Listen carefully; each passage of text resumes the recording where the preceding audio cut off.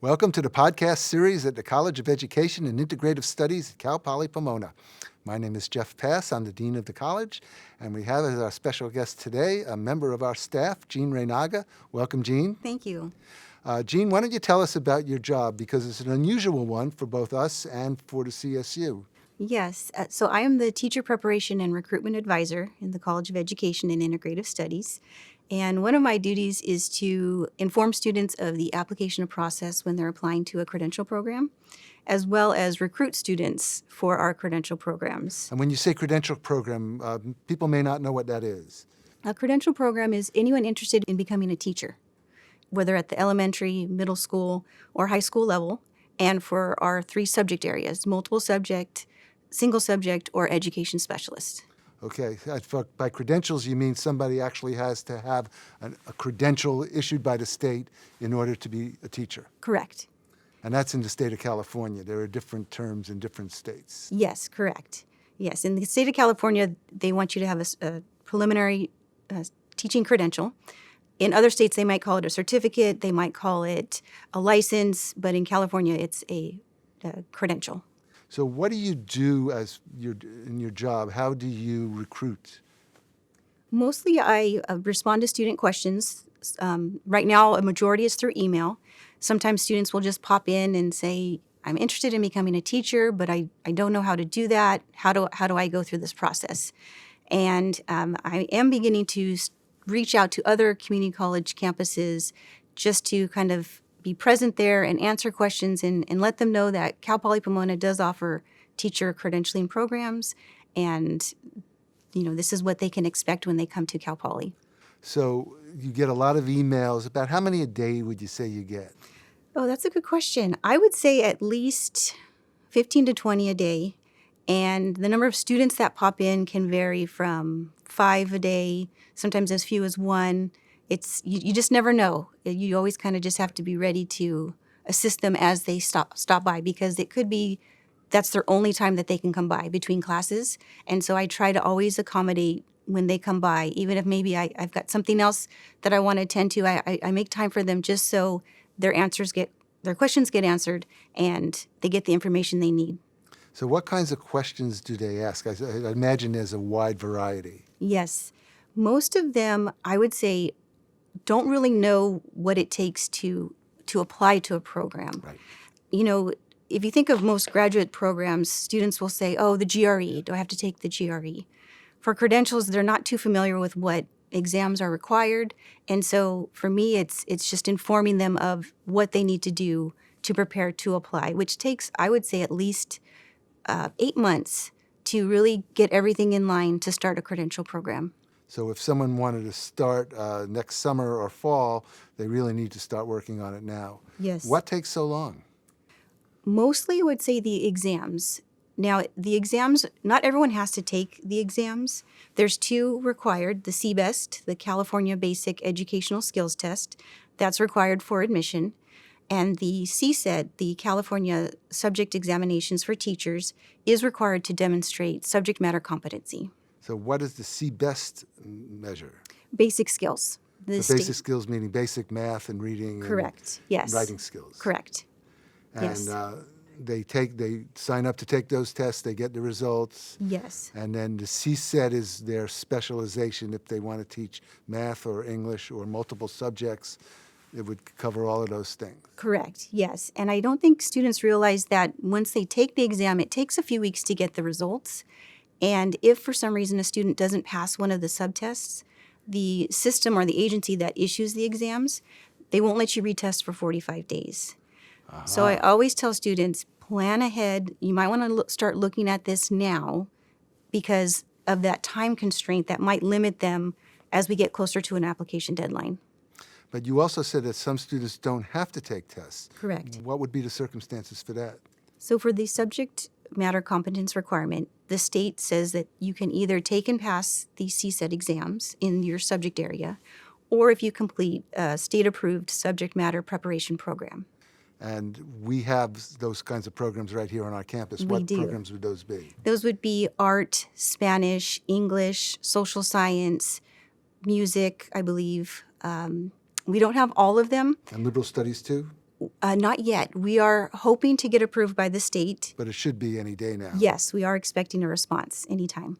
Right. And the liberal studies are for people who want to become elementary school teachers. Correct. Multiple subjects. Yes. So if a student completes the liberal studies program here at Cal Poly, and once we're approved by the state, then completion of that program demonstrates subject matter competence, and the student would not have to take the CSET exams. But this is only for students who go through our Cal Poly Pomona program. Correct, If they're yes. coming from another institution, they have to take those tests. Correct. Unless they completed a subject matter preparation program at their university. Right. So what other questions do you get besides about testing? Testing, the other main question we get is the field experience. It's a requirement where the department wants to see at least 45 hours of early field experience, time spent interacting with children, and it can be in a variety of settings, classrooms, teacher aid, substitute teacher, some college course practicum or field experience can be applied. So like a recreation program? Yes. Scout advisor? Correct. Little league coach? Coaching, yes. But not babysitting? Correct. They want to see the students interact with students in a K-12 setting. And part of the reason for that is to help the student determine, is this the profession for them? Is this the age group I'm interested in working with? As well as let the department know that you do have some previous experience. You have taken that step, are serious about becoming a teacher. And so it works both ways, in favor of the student as well as the department. Right. It's just smart. Yes. Nobody wants a student to go through a program and then decide that they don't want to go into it. Correct. That would be wasteful. Yes.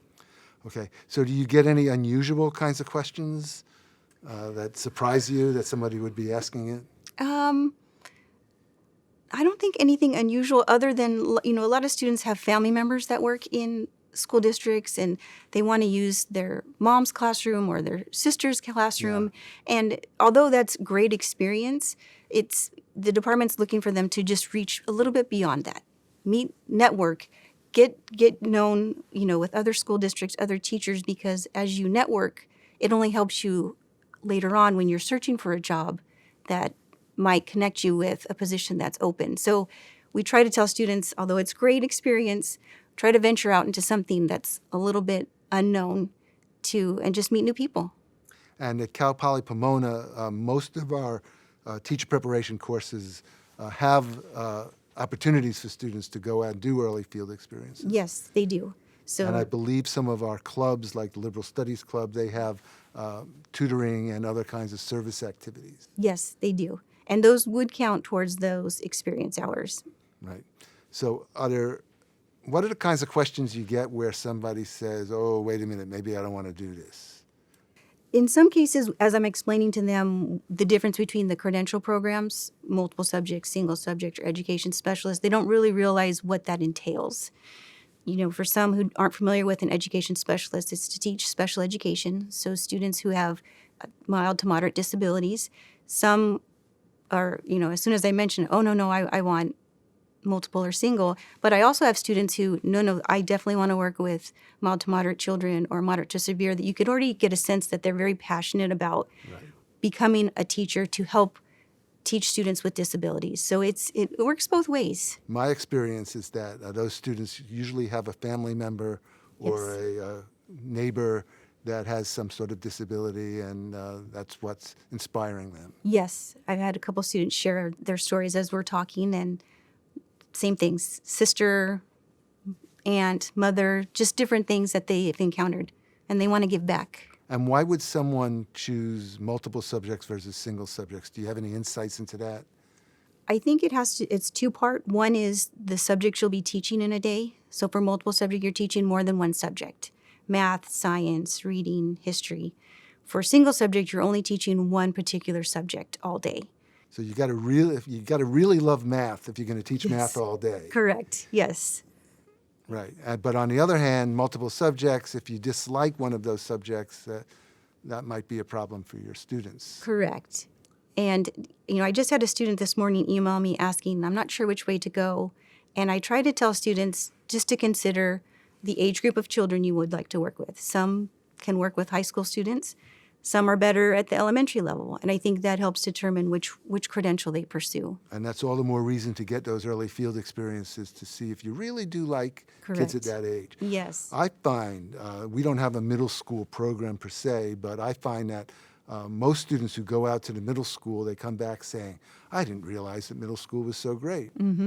Because middle schoolers are great, but it's not for everybody. Correct. And one student, he was determining which way to go, and he was doing elementary.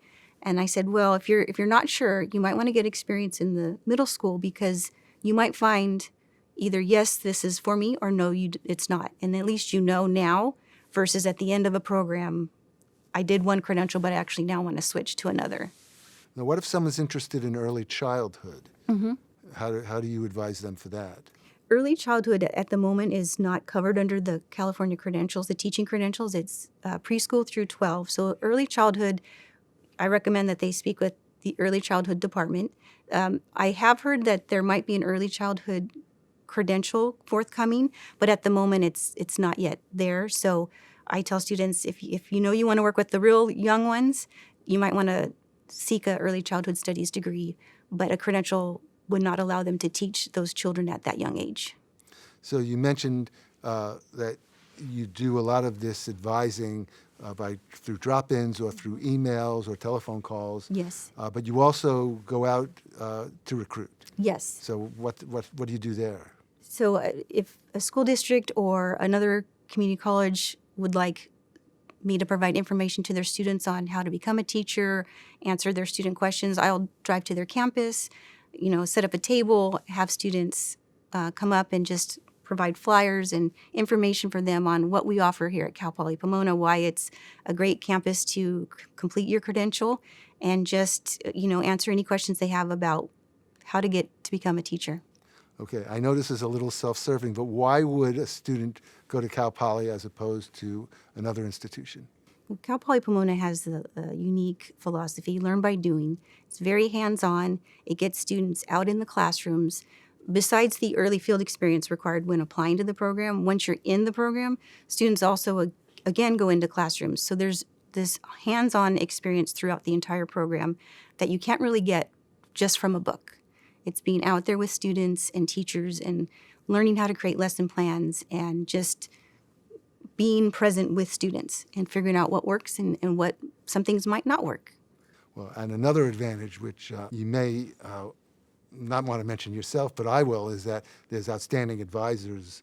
Yes. We have credential analysts, and we have advisors and recruitment officers like yourself who can make sure that every student is attended to and is primed for success. Yes. Once they're in the program, the credential analysts work with the students and help them while they do their courses through the end and when their credential is granted. And the faculty advisors are great resource if students aren't sure, or in some cases, students might need to adjust their plan. And the faculty advisors are there to help them make adjustments as needed. And I should also mention that faculty are very, very highly qualified. They have PhDs Yes. or doctoral degrees. Yes. And they have experience, and we're very, very selective in who we hire. So you're not just getting somebody who was hired to teach a class sight unseen. We carefully screen them. So Yes. we have the faculty makes a difference. It does. And I think they're definitely passionate about helping students become teachers. They really care about students and want to see them succeed. And I don't think you can get that type of experience other than here at Cal Poly Pomona. And the school districts seem to like our graduate. They do, yes. Actually, we spoke with, I think it was Covina Valley Unified, and they spoke highly of our students and wanted to continue to work with us and partner with us in more ways than we already are. And I could tell you as dean, I'm constantly getting those requests. Can we create a closer relationship? And we're always happy to do that. Yes. Because we really depend on the school districts to house our students during their internships and their field experiences. So the closer the cooperation between us, the easier that goes. Yes. So we help them, they help us. Correct. It's a great system. Right, and the students benefit in the long run. Yes, they do. Not only our students, but students they then will go out and serve. And we have like 35 school districts that we work with. Yes. Some of them are rather small, but some of them are quite large. Yes. I believe Los Angeles Unified is one of them, and they're all over Southern California. And we take particular pride in Pomona, which is our Yes, home we do. City. Yes. So when you go to community colleges, Mm-hmm. Do the students in those programs have a pre-teaching program, or is it just majoring in whatever? You know what? We get students from a variety of majors. Most multiple subject candidates seek a liberal studies degree, whereas our single subject candidates would be more specific to the one subject, so math or science. But we get a variety of students, and a lot of them will ask me, I don't have a liberal studies degree, can I still become a teacher? And I tell them, yes, you don't need a specific bachelor's degree to enter a credential program. But it does help for the testing, It does, yes. and I'm sure you mentioned that. I do, yes. So for the multiple subject exams, if they need to take it, that liberal studies degree might help prepare them for those exams. What would you advise community college students to take if they're planning on transferring or entering our credentials program? I think the big thing is just getting them prepared to start a credential program. Most students want to start a credential program right after their bachelor's. But if they haven't taken the time to prepare, then it might delay them a semester or two. So I usually will tell students, take your exams early. And if they don't want to take exams and they're interested in a subject matter preparation program, then I tell them, please connect with the faculty advisor so that you know what you need to take in your undergraduate studies so you can complete that and you don't have to take the exams. So it's just mostly getting that information to students to let them know early so that they are not in their senior year and saying, can I start next semester? So if I want to be a biology teacher, I should be taking as many biology courses as I can? Yes, there's a list. Our biology program here has a list of courses that meet the subject matter preparation.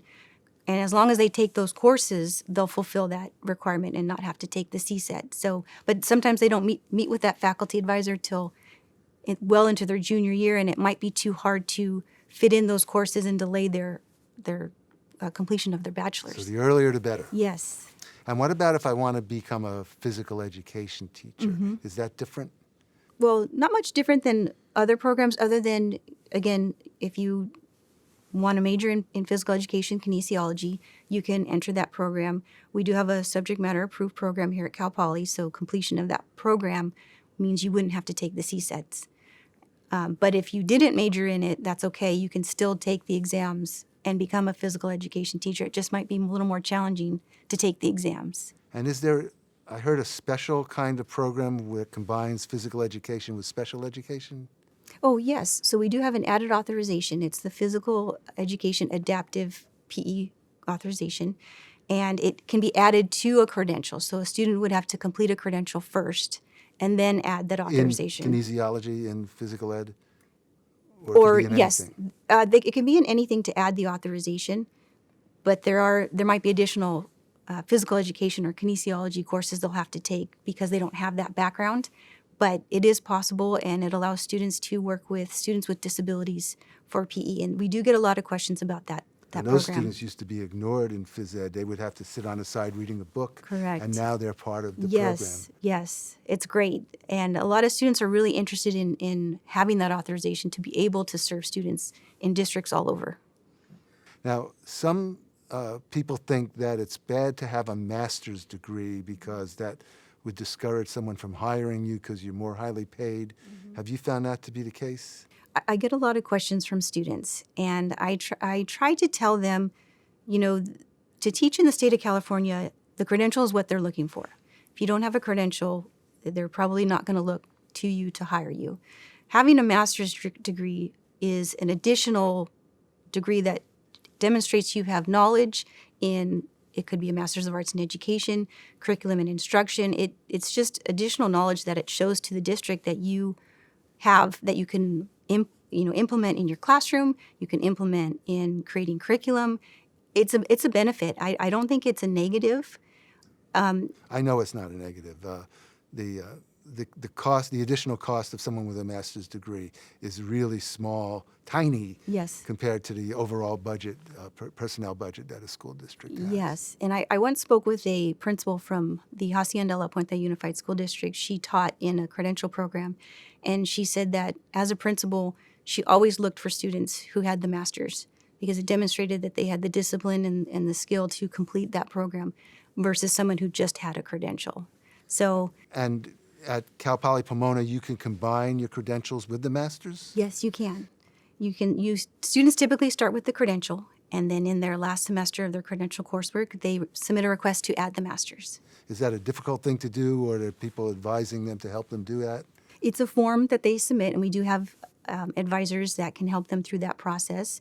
And one of the benefits of the combined program is once you're admitted to a credential program, you can begin taking master's courses while you're completing your credential coursework. So you don't have to wait. Correct. Even though you don't submit that request towards the end of your credential coursework, you can begin right away with master's courses. And I would imagine that students find that very enlightening to not only learn how to be a teacher, but study more deeply as to how the curriculum and instructional process Yes. works and the Yes. research involved. Most students are pleasantly surprised when I say, yes, we do have a combined program. Oh, you do? And tell me about it. And when can I get started? So yes, there's definitely, students are excited.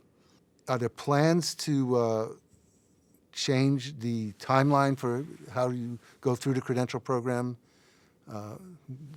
You used to be able to, you had to start in the fall or the spring. Yes. But now, is that going to change with the summer? Yes, actually. So our education department is offering a summer start, hopefully in summer of 2020. Which is just 9 months away. Yes, it'll be here before we know it. And the great thing about that start is you can complete the credential in 1 year. Whereas if you do a fall or spring start, you can complete the program in 3 semesters. So it gets you in and out and lines up nicely with when districts are hiring. So you could actually have a job 1 year to the day Yes. after starting the program and start earning a salary. Correct, yes. So that should be pretty attractive to a lot of students. I think so. I think the students mostly when they come, they want to know how quickly can I get into the classroom. They're very eager, and it's nice to tell them that option because they get excited and how do I apply? Sign me up today. Now, Cal Poly also has an internship program. Is We that do. different than the clinical practice? It is in some ways. The coursework for both programs, the traditional and the intern, are the same. The difference between the intern and the traditional program is the student is hired by a district as a full-time teacher. While they're student teaching. Yes, correct. And actually, they might be hired prior to the clinical practice portion of the program. And so they're teaching full-time, finishing their courses, which is great for some students who find it challenging to just student teach, where you pretty much volunteer for a semester, your time in the classroom. The financial. Yes. So to be hired by a district and complete your program is it's a perk. A lot of students want to know about it. And we have Mr. Nick Salerno, who oversees the intern program. He's great. He comes from the districts. He was a teacher himself. And so, Superintendent, I believe. yes, very knowledgeable and very helpful to students in completing that process. But is this open to anybody? Can anybody be an intern, or are there specific regulations? You can be an intern as long as you meet the intern eligibility requirements. And some of those are, you do have to complete 4 courses in our program, which typically can be done in the first or second semester. Mm-hmm. And then most of the other requirements are also program admission requirements. So if you've met the program admission requirements and are admitted, you've met those requirements. So if you're a weak student, you wouldn't be able to participate. Correct. And the school district, it wouldn't be good for anybody if you are still learning. We want you to be successful. Yes, correct. And we want to assist you through that process. And having those intern eligibility requirements demonstrates that you've met a certain level and you're ready to go into the classroom and teach. So why would a school district choose to hire an intern?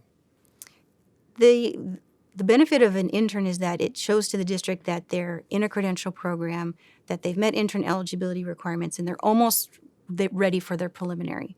So it's kind of like students that will get their preliminary soon after, and they can hire them full-time without the intern credential. Does a teacher shortage have something to do with the internship? Yes, it does. In some cases, districts can't find qualified teachers, but an intern student or a student with an intern credential demonstrates to them that they have almost met the qualified teacher requirements. And so to them, they look to those students first versus someone who does not have the intern eligibility or maybe hasn't in a program or just barely started a program. Right. Well, that sounds very attractive. Mm-hmm. So what about you? How did you ever end up as a teacher recruiter? When I first was in college, I debated becoming a teacher or majoring in psychology, and I ended up picking psychology. But the careers and jobs that I held just were varied, and I eventually came back to a teacher education department at another university, and I worked in the multiple subject program as well as the single subject. And I just really enjoyed being a part of helping students to become teachers, walking alongside them, letting them know this is how you complete your goal. And it's a joy to see them from the time they start to the time they finish. I'm just happy that they've met that. And after working at that other institution for several years, I came across the opening here at Cal Poly Pomona, and it has been nothing but a complete joy to be here. I love the campus, I love the students, and I'm really excited to work with these students and help them achieve their goals. And you have other knowledge about teaching and teachers from your personal life, right? I do, yes. I have several siblings who became teachers or homeschool their own children. And so teaching is very much alive in our family. And I'm a twin, and my twin sister teaches kindergarten. So, And what do they think about your job? they think it's great. They really are happy for me. And it's funny, even though they're teachers themselves, as requirements change from the state, they'll ask me questions and I'll say, well, it was like that, but now this is how they do it now. So teaching is an ever-evolving field, and to stay current and up to date is really crucial, I think, for success in the classroom.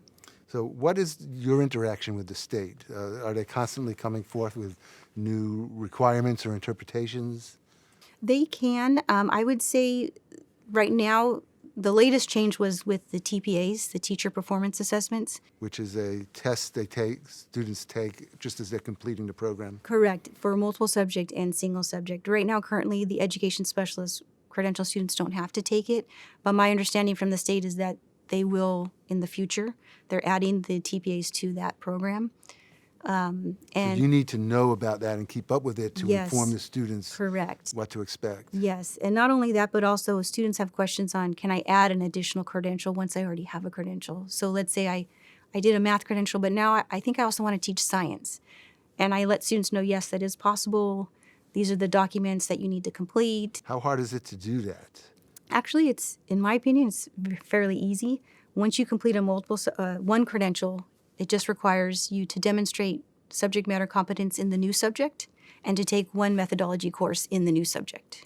Right, but subject matter competence in a field like mathematics, I mean, not just anyone can master calculus, for instance. That is true, yes. In those cases, I think those students already have either a background in that field, or it was a passion of theirs in college, or they may have majored in both. I think those students are the ones that are interested in adding the additional subjects. How old was the oldest person to come by your desk asking about teaching? The credential, I would say he's maybe in his late 50s, 60s. And then we have as young as right out of college, 22, 23. So it's a field for anybody, I would say, anyone interested. All ages. Yes. And it's never too late to become a teacher. Correct. No, it's not. I had another student call me the other day, and she said she last attended in 1992, but it's always been on her mind to come back. And I said, well, it's never too late. So this is what you need to do, and you can do it. And she was very thrilled and excited to start this process. And I would imagine that principals and superintendents would happily hire someone who's more mature. Yes. I think that as we age, you have more life experience, sometimes more compassion, more empathy, and I think that definitely translates into how we teach in the classroom. And if you've raised children, that's an additional bonus. Definitely, yes. Yeah. Well, Jeanne, it's delightful to talk to you and learn all about the program. And if students or prospective students want to reach out to you, how would they do that? They can either email me or call me, or they can pop by in my office. I'm in Building 6, room 209, second floor. They're always welcome anytime. And the website would be the College of Education and Integrative Studies. And Yes. there's links there for teacher certification. Yes, there and is. There's lots of credentials. information, and I'm happy to help them navigate through all those links. Well, thank you for joining us today. It's Thank been you very delightful. much. Thank you.